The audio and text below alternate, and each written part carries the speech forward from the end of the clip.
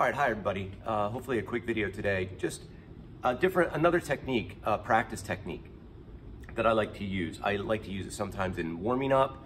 I like to use it if I feel like I'm a little bit frantic and I need to calm down in my practicing.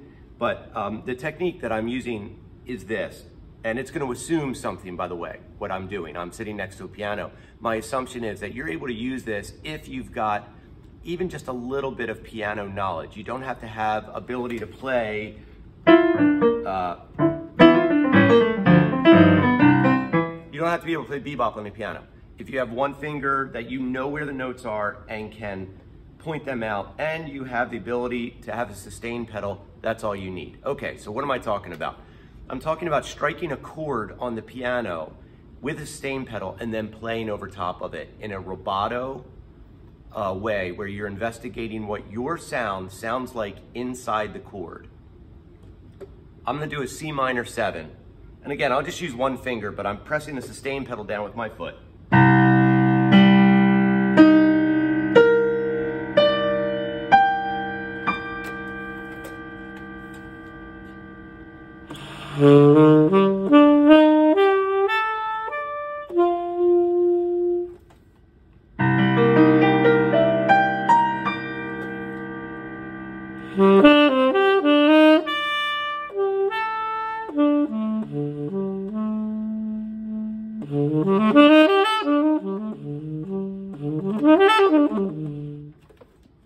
So I'm just investigating sound.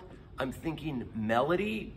I'm thinking about, not necessarily, although I just did play something fast, I'm thinking about patterns, possibly, but not necessarily number patterns, more like shapes in patterns, like up a few notes, maybe up downs, down ups, that kind of stuff. But I'm getting my ear trained to what I hear on the keyboard. Now let me do it if I did the corresponding 2. So here's my C minor. Now let's go to the 5 chord, sorry, the corresponding 5 with that 2 chord, F7. So I could run just a scale.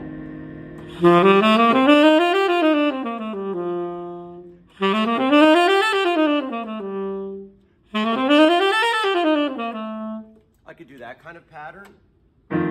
I could do, you know, some interval things like thirds.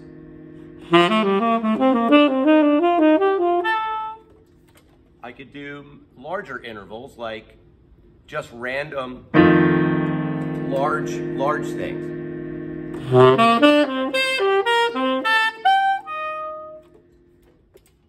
Or I could decide to stretch the harmony. And again, the whole point of this is to think, for me to get out of my own way in practicing and to free up the creative juices. So maybe I want to be focusing on some alterations on this dominant chord. Okay, well, maybe the first alteration is going to be the sharp 11. So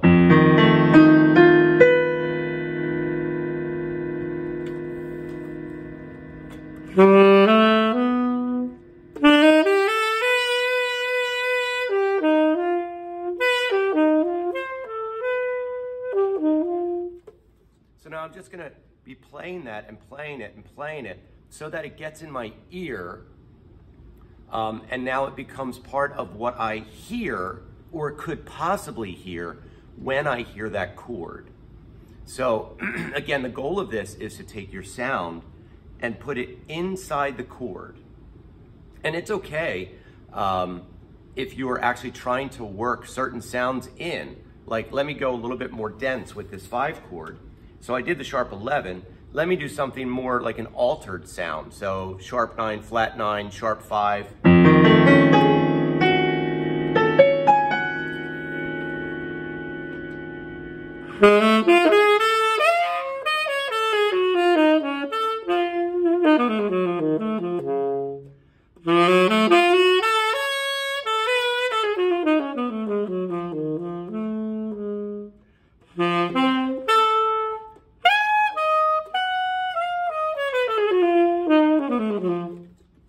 And again, I'm really just trying to think about what does it sound like inside the chord. And I do this all in a rubato way, kind of like a judgment-free. I'm not thinking about, am I playing in time? I'm thinking about, can I create a melody, something singable, something simple, but maybe something complex as well.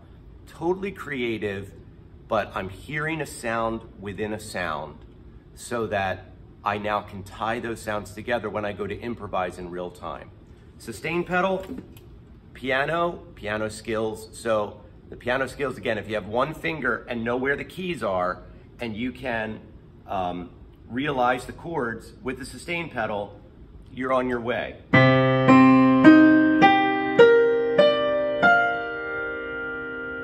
That's a C minor 11, and I'm just hitting the sustain pedal and just using one finger.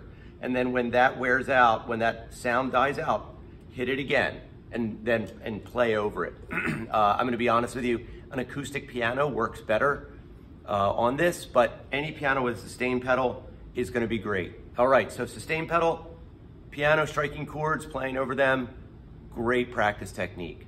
All right, happy practicing.